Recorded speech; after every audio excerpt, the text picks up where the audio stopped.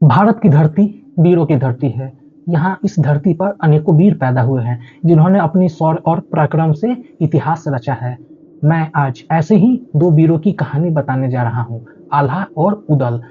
आल्हा और उदल दोनों सगे भाई थे। आल्हा उदल का जन्म दशराज और देवकी के घर में हुआ था। इनके पिता का नाम दशराज तथा माता का नाम देवकी था। अल्लाह एक ऐसे वीर योद्धा थे जिन्होंने कभी पराजय नहीं झेली। साथ ही पृथ्वीराज चौहान जैसे महान और वीर को भी पराजित कर दिया और प्राण दान देकर उनकी जान बख्श दी। अल्लाह उदल का इतिहास में बहुत बड़ा नाम है। अल्लाह उदल के जीवन काल में उन्होंने कुल 52 लड़ाइयां लड़ी थी। आल्हा और उदल कौन थे, आइए हम लोग अब जानते हैं। आल्हा बुंदेलखंड के राजा परमाल के सेनापति थे। बचपन में इनके माता पिता का देहांत हो गया। परमाल की पत्नी मलिनहा दोनों को आल्हा बहुत प्रिय थे। मलिनहा इनको अपने बच्चे के समान प्रेम करती थी। आल्हा जैसे जैसे बड़े हुए इनकी शिक्षा और दीक्षा भी शुरू हो गई। इन्होंने अस्त्र शस्त्र की भी शिक्षा प्राप्त की। जब ये वापस महोबा लौटे तो इनको परमाल ने सेनापति बना दिया। इस बात से मलिनहा के भाई को बहुत दुख हुआ था। आल्हा ने अपना पूरा जीवन राजा परमाल के लिए समर्पित कर दिया था।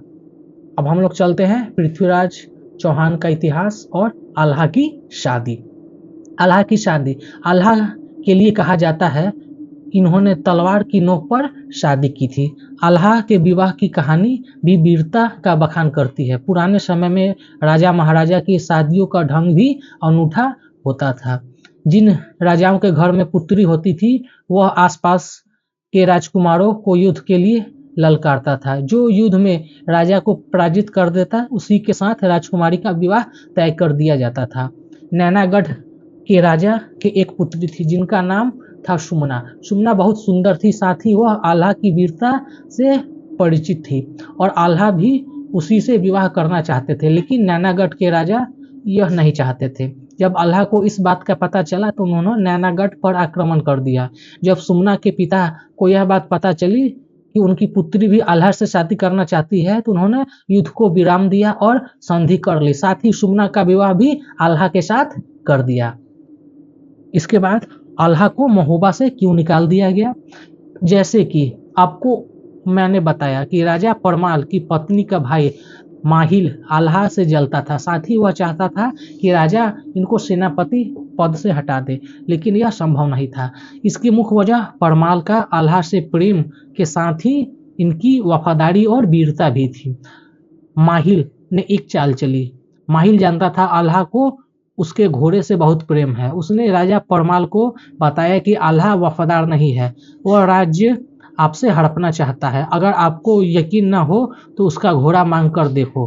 पहले तो राजा परमाल को विश्वास नहीं था, लेकिन उन्होंने आल्हा को बुलाया और कहा कि उनका प्रिय घोड़ा उनको सुपुर्द कर दे। आल्हा ने कहा कि घोड़ा और शस्त्र किसी को नहीं देना चाहिए। इतना सुनकर राजा को विश्वास हो गया कि वास्तव में सही आदमी नहीं है। उन्होंने आल्हा को राज्य छोड़ने का आदेश दिया, जिसे आल्हा ने बड़ी ही विनम्रता के साथ मान लिया और महोबा छोड़कर कन्नौज चले गए। आल्हा उदल पृथ्वीराज चौहान की लड़ाई महोबा की, यानी कि महोबा में आल्हा उदल की लड़ाई पृथ्वीराज चौहान से हुई। आल्हा के कन्नौज जाते ही पृथ्वीराज ने महोबा पर आक्रमण कर दिया। इस संकट की घड़ी में राजा परमाल ने उनको वापस बुलाया। आल्हा वापस महोबा आ गए। उनके साथ उनके भाई उदल भी था, जो बहुत वीर था। उदल की वीरता से पृथ्वीराज भली भांति परिचित थे। लड़ाई शुरू हुआ।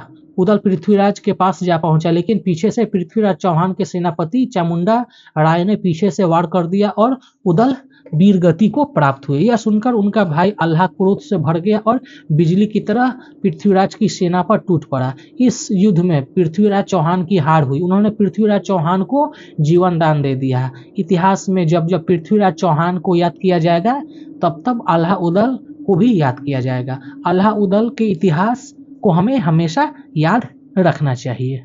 अगर आपको मेरी ये कहानी पसंद आई तो आप लोग इसे अपने दोस्तों के साथ शेयर करें, एक प्यारा सा कमेंट कर दें। तो मिलते हैं नेक्स्ट वीडियो में, तब तक जय हिंद, वंदे मातरम। मिलते हैं नेक्स्ट वीडियो में, सी यू सून।